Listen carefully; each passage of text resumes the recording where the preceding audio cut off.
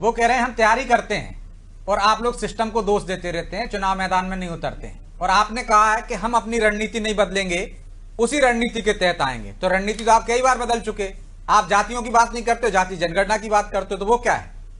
आप कहते हो कि हम सेकुलर की राजनीति करते हैं, साफ हिंदुत्व पे चले जाते हो, हनुमान चालीसा का पाठ कराते हो, गणेश उत्सव मनाने लगे हो पीसीसी में, तो ये बदलाव नहीं है तो क्या है? और केरल की अनदेखी करना। और केरल में जो सहयोगी है वो मुस्लिम लीग है, जिसको भारत के विभाजन के लिए जिम्मेदार माना जाता है, वो आपके गठबंधन का हिस्सा है। ठीक, हम धर्म और धर्म का पाखंड नहीं करते हैं, ये लोग धर्म का ढोंग और पाखंड करते हैं। अच्छा, अंतर बताइए कैसे पाखंड होता है? आप हनुमान चालीसा करते हो तो पाखंड नहीं होता, वो करते हैं तो पाखंड हो जाता है।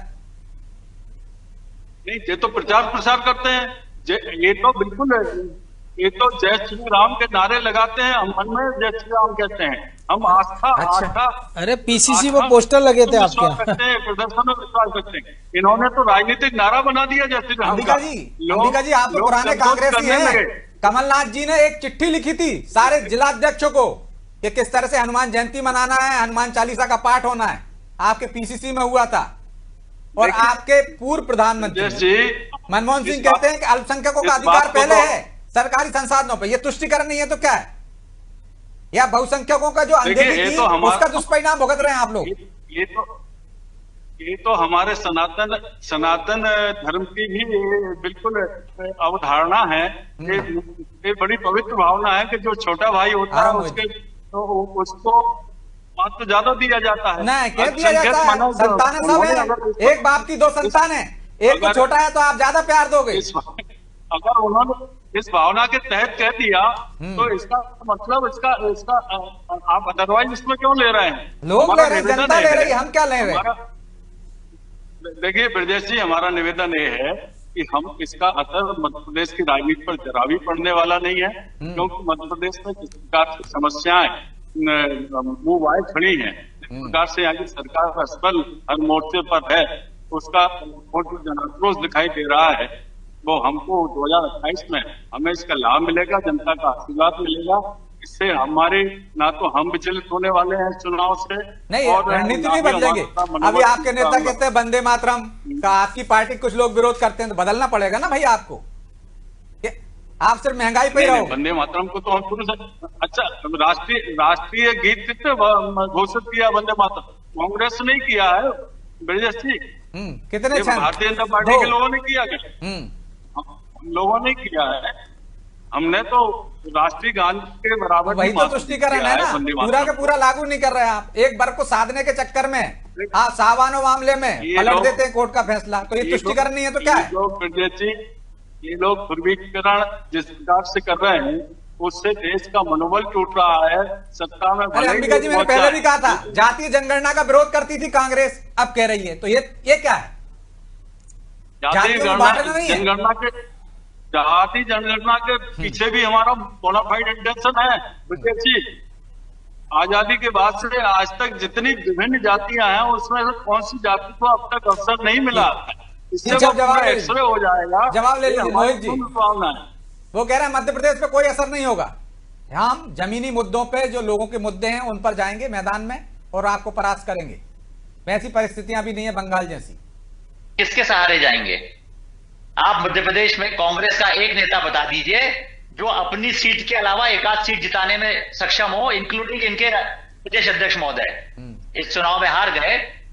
इनके साथ परेशानी क्या है कि जो इनके शत्रप रहे हैं, दिग्विजय सिंह जी, कमलनाथ जी, पचौरी जी, भूरिया जी, अजय सिंह जी, जितनी भी इनकी सीनियर लीडरशिप रही है, उन्होंने कभी भी सेकेंड लाइन थर्ड लाइन को क्रिएट नहीं होने दिया। उसका खामियाजा आज आप भुगत रहे हैं। अभी आपने 3-4 दिन पहले देखा होगा दिग्विजय सिंह जी ने कैसे कमेंट किया सबके सामने जीतू पटवारी जी पे कि केसी वेणुगोपाल जी से तो इनकी पटती है, मुझे तो इनसे रिकमेंडेशन करानी पड़ेगी। तो सेकंड लीडरशिप खड़ी हो गई ना, जब पार्टी पीछे खड़ी है, जो वरिष्ठ नेताओं की आप जिक्र कर रहे हैं उनको किनारे कर दिए, खड़ी हो गई। नहीं, हटाते से ही नहीं खड़ी होती है ना। जीतू पटवारी जी को एस्टेब्लिश होने में 10-15 साल लग जाएंगे। उसके बीच में दिग्विजय सिंह जी के सुपुत्र हैं, कमलनाथ जी के सुपुत्र हैं, उनका क्या होगा?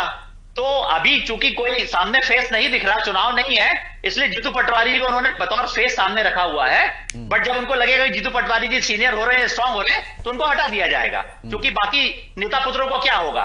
तो चूंकि इनके पास कोई लीडरशिप नहीं है, नीति नहीं है, नीयत नहीं है, इसलिए इनका मध्य प्रदेश में आज भी भविष्य नहीं है। तो इसी के भरोसे हैं आप? नहीं है, कल भी या अपने काम के भरोसे हैं? हम तो अपने काम के भरोसे, मैं आपसे क्या कह रहा हूं, हम पूरे 5 साल चुनाव हो या नहीं हो, हमारी कार्यप्रणाली, हमारी गतिविधियां लगातार जारी रहती, चुनाव को लेकर नहीं रहती हैं।